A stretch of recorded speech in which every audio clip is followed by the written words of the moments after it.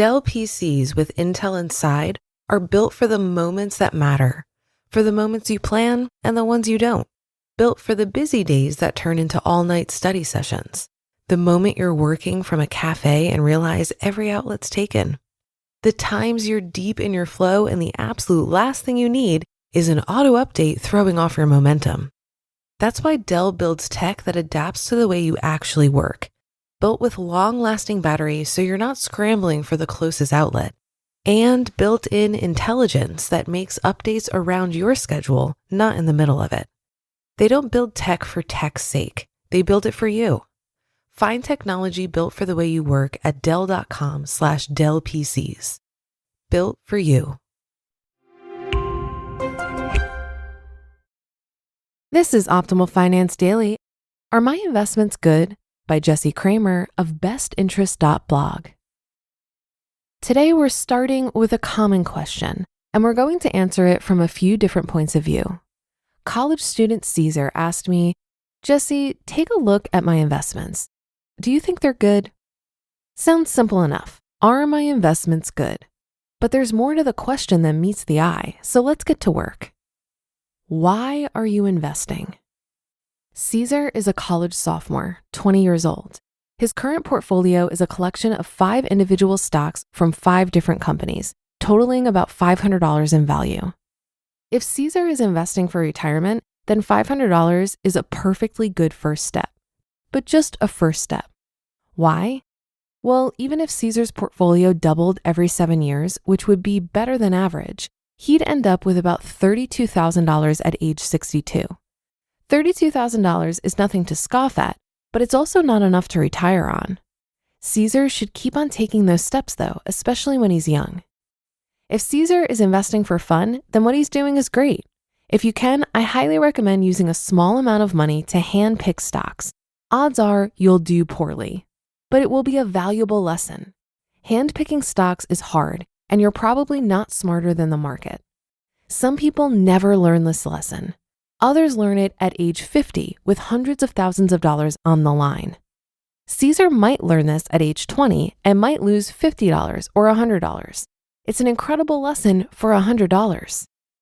If Caesar is hoping to turn $500 into $600 for next semester's textbooks, then what he's doing is very risky.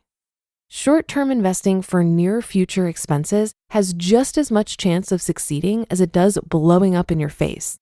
He's as likely to end up with $400 as $600, especially considering the trading fees that might eat into his potential profits.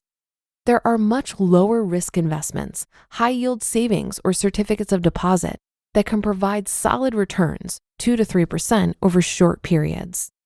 When you invest, you should know what your goals are. Only then can you start to understand if your investments are good. Are Caesar's stock choices good? I already mentioned my thoughts on hand-picking stocks, but I'd like to provide some more insight into this. Why did Caesar choose his 5 companies? And why did he purchase those companies at their specific prices? As an example, let's look at Caesar's ownership of Walmart. One possible explanation is, I chose to invest in Walmart because it's a well-known company. I purchased it at $110 because that's what it was trading for on the day I decided to purchase it. Seems perfectly reasonable. Another possible explanation is, I conducted an analysis on all of Walmart's relevant financial metrics, and I valued the company at $130 per share. So when I saw that the price was only $110 per share, I knew it was a great deal. That seems better. Why? The first explanation is based on opinion, emotion, and is dictated by the market's value. The second explanation is based on financials, facts, and is dictated by the company's true value. Buffett and baseball.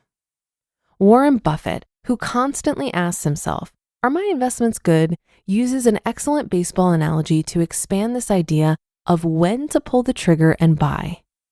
If you don't like a pitch in baseball, you can choose not to swing at it. But if that pitch is in the strike zone, then it counts against you. 3 strikes, you're out. Therefore, you might end up in a situation where you have to swing at a pitch even if you dislike it, simply because it's a strike. You're forced to pull the trigger and swing. Well, Buffett likes to point out how investing doesn't work this way. Every day, the market throws thousands of pitches at you. Apple at $230, Ford at $9, Walmart at $110. You don't have to swing at or buy any of them. You can wait and wait and wait. You'll never get a strike called on you. Investing is a no-called strike game, as Buffett would explain. But when that perfect pitch comes, bam, you can knock it out of the park. If you do your homework, financials, facts, true value, you might find that Walmart is worth about $115 a share. The market throws you pitches over days, weeks, months, but you don't like any of them. Then don't buy. But one day the market price drops to a sweet spot, maybe $105, and you think, this is a good pitch. I know I can profit off this deal. Then swing away. The lazy person's homework. Did Caesar do this kind of homework? Maybe, or maybe not. I certainly know that I don't do that level of homework. I don't have the time nor the expertise. Do you? Good news, in investing, a lazy person doesn't necessarily have to worry, are my investments good? I do know that there are thousands of professionals who do this homework every day. They work at banks, hedge funds, and pension groups. And the funny thing is, they come up with different answers from one another. Why is Apple selling for $230 today? Because about half the experts think that buying at $230 is the smart move, while the other half think that selling at $230 is the smart move. That's how prices are determined, where the supply, the sellers, meet the demand, the buyers. They come together and the deals they make occur right around the $230 point. Since the experts can't make up their minds about whether today's price is a good buy or a good sell, I invest in index funds where I buy a small portion of the entire market, regardless of price. I can't tell the difference between good pitches and bad pitches, so the market throws me average pitches every single day. I don't have to make the hard choices about what individual companies to buy because I invest in the economy as a whole. Whether you're Princeton scholar Burton Mackle or call yourself a boglehead, index funds are pretty good for simple average investors. After reading their books, the benefits and strategies of indexing made a lot more sense to me. I can't do the professional's homework, so I do the lazy person's homework instead. So back to the beginning. Are my investments good? Why are you investing? What's your goal? How are you investing? What pitches are you swinging at? You just listened to the post titled, Are My Investments Good? By Jesse Cramer of bestinterest.blog. Tax season is one of the only times people look at their full financial picture, but I see it all year round and know where my tax refund will have the biggest impact because you want to make progress with your money, not just look back and wonder where it all went.